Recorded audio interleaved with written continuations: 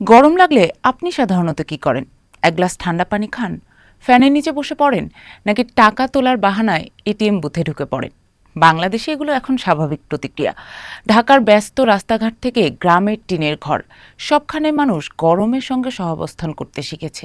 কিন্তু global warming আজকাল সেই সহাবস্থানকে চ্যালেঞ্জ করছে। অসহনীয় গরমে মানুষ অতিষ্ঠ হয়ে উঠছে। শরীর নিঃশব্দে বড় কোনো সতর্কবার্তা ছাড়াই ধেয়ে যাচ্ছে কোনো ভয়ঙ্কর পরিণতির দিকে। আজ অনেকেই অজান্তেই শিকার হচ্ছে হিটস্ট্রোক নামক এক দানবের হাতে। বেশিরভাগ ক্ষেত্রে মানুষ যখন বুঝতে পারে এটা কেবল সাধারণ গরম লাগা নয়, এর চেয়েও বেশি কিছু, ততক্ষণে অনেক দেরি হয়ে যায়। 200-র বেশি সার্ভিস ও ফিচারে লেনদেনের সব বিকাশ অ্যাপে সম্ভব। মানুষের শরীর গরম সহনশীল। গরমে ঘাম ঝরে, শরীর ঠান্ডা হয়, তাপমাত্রাও নিয়ন্ত্রণে থাকে। কিন্তু এই প্রক্রিয়ার শর্ত হলো তাপ যেন শরীর থেকে বেরিয়ে যেতে পারে। বাংলাদেশের আর্দ্র বাতাসে সেই পথটাই প্রায় বন্ধ হয়ে যাচ্ছে। যখন তাপমাত্রা ৩৫ ডিগ্রি ছাড়িয়ে যায় আর আর্দ্রতা ৭০ থেকে ৮০% ওঠে, তখন ঘাম ঠিক মতো শুকায় না, চামড়ার ওপরেই লেগে থাকে, ভেতরে ভেতরে শরীরের তাপমাত্রা বাড়তে থাকে। এ সময় প্রায় হালকা মাথা ব্যথা, এক ধরনের ক্লান্তি, শরীর ভারী লাগার মতো অনুভূতি হয়। এই সময়টিকে বলা হয় হিট এক্সহশন, যেখানে শরীর গরমের সাথে লড়াই করছে। এখানেই ঘটে সবচেয়ে বড় ভুলটি। মানুষ এটাকে গুরুত্ব দেয় না, ভাবে কেবলই গরম লাগার অনুভূতি। মানুষ বুঝতে চায় না তার শরীর তাকে থামতে বলছে। এরপর হঠাৎ করেই শরীর তার সীমা অতিক্রম করে। ঘাম ঝরা হঠাৎ বন্ধ হয়ে যেতে পারে, শরীরের ভেতর তীব্র জ্বালা পোড়ার অনুভূতি হয়, কথা জড়িয়ে যায়, চিন্তা অস্পষ্ট হয়ে পড়ে।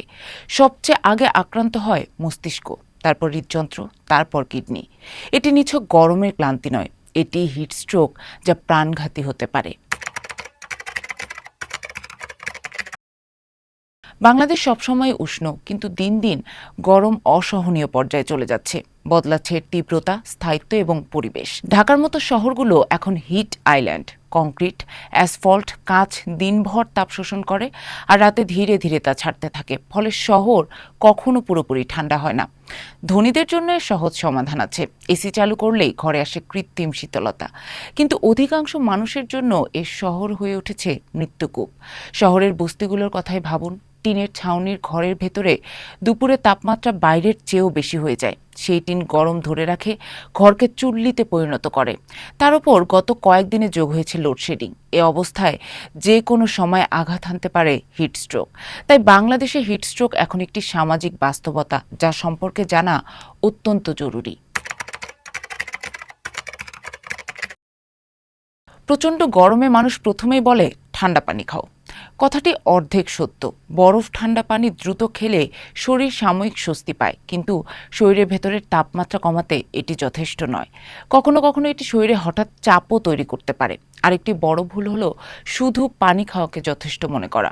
অতিরিক্ত ঘামের সঙ্গে শরীর থেকে লবণ বেরিয়ে যায়। শুধু পানি খেলে সেই ঘাটতি পূরণ হয় না, বরং শরীর আরও দুর্বল হয়ে পড়ে, মাথা ঘোরা, অজ্ঞান হয়ে যাওয়ার ঝুঁকি বাড়ে। তাই হঠাৎ বাইরে থেকে এসেই ঠান্ডা পানি না খেয়ে স্যালাইন পানি খেতে হবে। পোশাকও কিন্তু গুরুত্বপূর্ণ।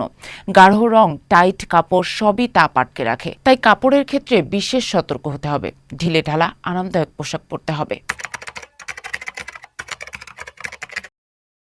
যখন কারো শরীর থেকে ঘাম ঝরা বন্ধ হয়ে যায় বা হঠাৎ মাথা ঘুরে পড়ে যায়, তখন বুঝতে হবে শরীর ইতিমধ্যে বিপজ্জনক অবস্থায় চলে গিয়েছে। হিটস্ট্রোক ইতিমধ্যেই প্রভাব খাটাতে শুরু করেছে। এই সময় প্রতিটি মুহূর্ত গুরুত্বপূর্ণ।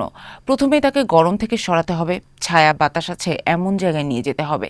তারপর দ্রুত শরীর ঠান্ডা করতে হবে। পানি ঢালা, ভেজা কাপড় দিয়ে গলা, বগল, কুঁচকির জায়গা ঠান্ডা করতে হবে। যদি তার জ্ঞান থাকে তাহলে ধীরে ধীরে পানি বা ওআরএস দেওয়া যেতে পারে, কিন্তু অজ্ঞান থাকলে মুখে পানি দেওয়া কিন্তু বিপজ্জনক। এবং অবশ্যই দ্রুত চিকিৎসকের কাছে নিতে হবে। হিটস্ট্রোক কয়েক মিনিটে অঙ্গ প্রত্যঙ্গের ক্ষতি করতে পারে।